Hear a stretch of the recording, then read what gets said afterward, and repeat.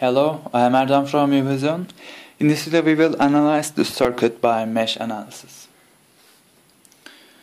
First step is to choose a ground node. Remember this step will not affect your analysis.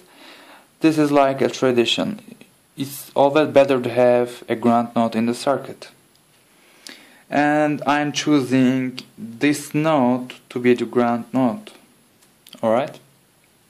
Second step is to assign unknown mesh currents, and their directions are indicated as clockwise. This is for consistency. You don't need to assign in this direction. That's not a must, but in general it's assigned in a clockwise direction. Alright, so we don't have any information about the current flowing around mesh X, so we will assign a mesh current called Ix.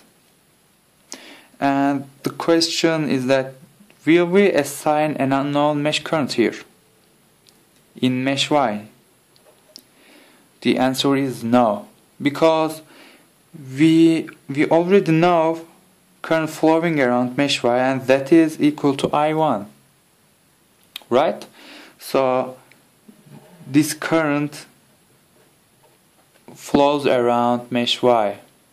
Notice the direction. That's in counterclockwise direction.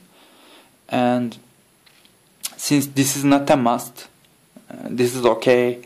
This direction is okay to be used. The same discussion is valid here. Will we assign an unknown mesh current? Of course no, because we know current flowing around this mesh Z. That is equal to I2 actually. This is I2, not Z. Okay. Since we know these mesh currents, we don't need to write KVL for them, right? Because our purpose in mesh analysis was to find unknown mesh currents.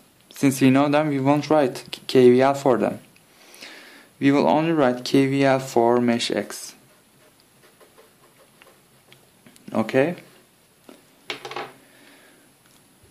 I'm starting from this point.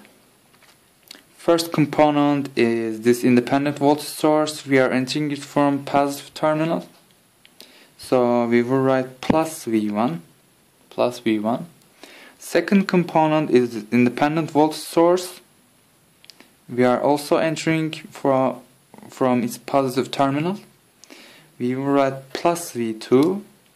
And the last component of this mesh is R1. There are two currents affecting on it. First one is this Ix, which is our reference current.